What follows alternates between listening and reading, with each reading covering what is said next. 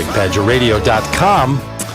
There's some surprisingly good news for people, that maybe the world isn't as bad as we've been telling one another. That is good news. And we're joined by Bradley R.E. Wright.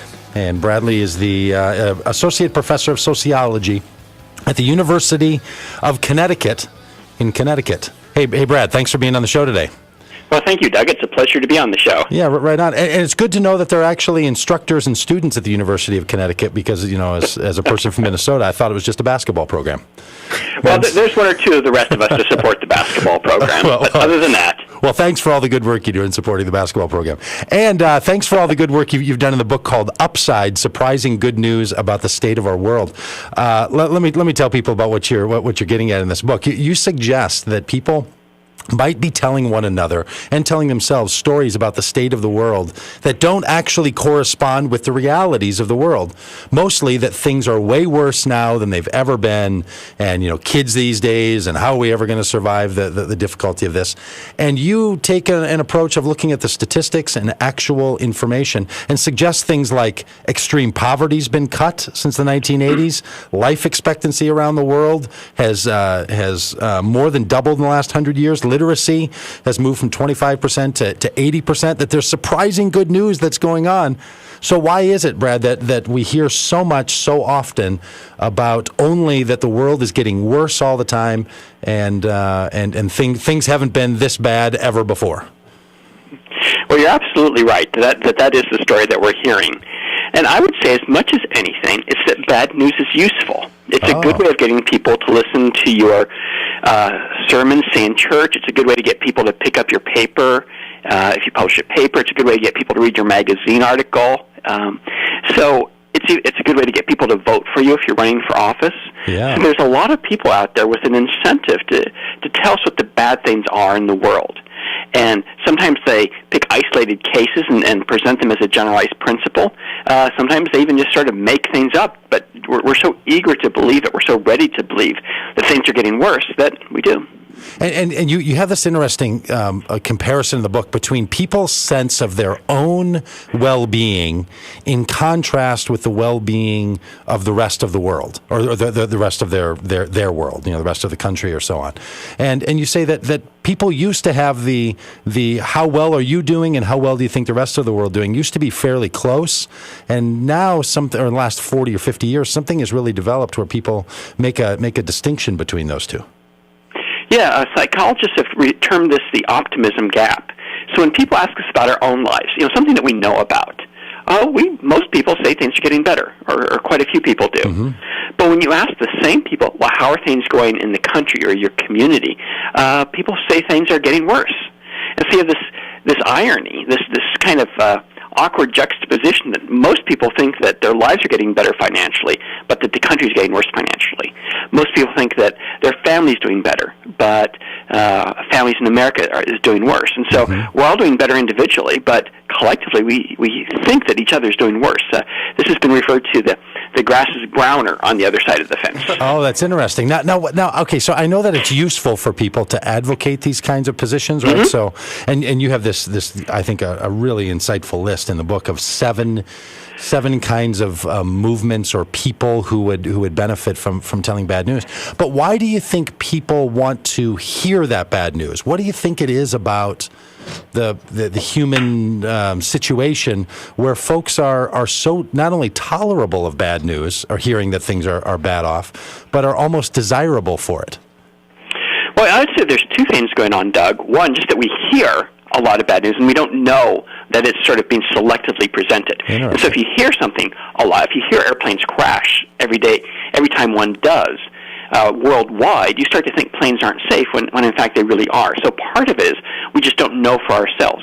But as you point out, there's an extra incentive to pay attention to bad news. You know, so if we're driving down the road and there's a crash off to the side, even if it's not clear even if it's not close to traffic, people will still stop down and look at it. And so, you know, maybe we're hardwired to pay attention to the problems in the world. I'm not sure how we're that way, but there does seem to be an extra receptivity to it. Yeah, for people to I guess, I mean, maybe that's how we feel safe, is to look at all the downsides that you'd find in the world. So tell us about some of the things that we can find upside on this. You have a list in the book from financially, things aren't as bad as they used to be. Have you changed your thoughts on that one at all since since the debacle of the last 5 and 7 years by the shenanigans done by people in power? Well, there's no doubt that the United States has had a bad 5 years financially, no doubt. Mm-hmm. But the point of my book is that we have short-term problems, I gotcha. but we tend to have long-term solutions, and that's something that was put forward by the economist Julian Simon. And so if we look at finances, let's compare us to where our country was 50 years ago, 60 years ago. Even now, after 10 years of some stagnation in the family income, our family incomes here in the United States are still double what they were of our grandparents' generation. And that's good news. Mm-hmm. I know that we want it more. I know that we want it to have increased the last 10 years. Mm-hmm. But if we take a long-term perspective, I would say that this is easily the best generation in the history of the world to be alive in for the most people. And I just can't think of another generation except maybe something in the future. Right, yeah, and one of the reasons I was so perked up to your book, and a friend suggested it to me, was we talk about this all the time. Like, look, I don't know another time that someone would want to live, and I know that I'm privileged to live in a country in which I'm given all kinds of advantages that I had nothing to do with.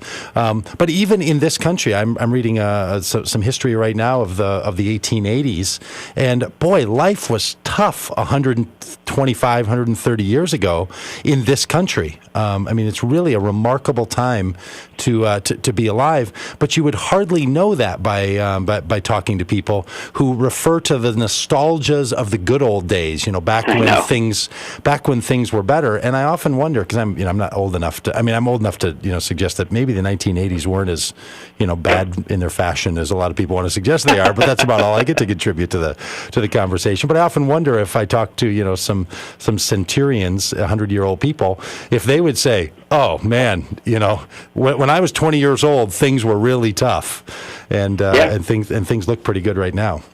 What kind of pushback are you hearing from people about this? Because it seems like, there's that like, hey, don't shoot the messenger when someone wants to bring bad news to people that they don't want to hear.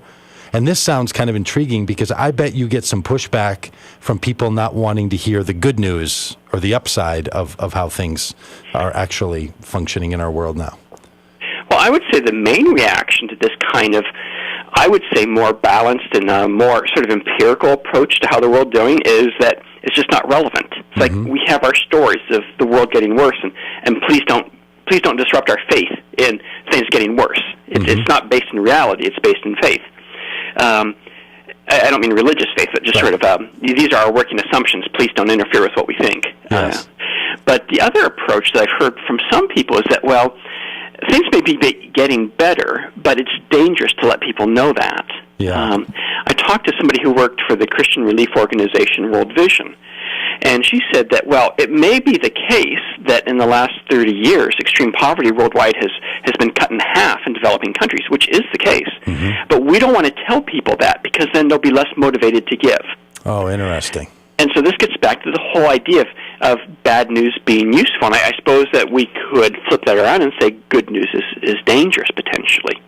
Yeah. But I kind of wonder, maybe you do too when you were writing this, like, is that just kind of the common wisdom that people are only motivated by bad news, and that nobody buys hope? I mean, do you think in the writing you've done in this book and the thinking you've done about this, that maybe we should give a little positivity a chance? Well, that's the approach I would take, that it's not that we have more choices than saying everything's an unmitigated disaster and we have no problems in the world. Right. There's a lot of room in between there, and I would say that's where we should be. Why not tell a story of we're doing great work with extreme poverty worldwide, pitch in and let's do even more. So it's sort of a story of need plus encouragement, or encouragement with existing need, rather than just this is the worst ever. Because if you tell somebody that things are continually getting worse, you're implying that nothing we've done in the past however many decades has worked.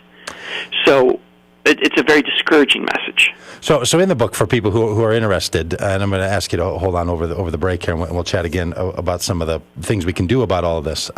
But you suggest: are we worse off financially? Are we dumber than we used to be?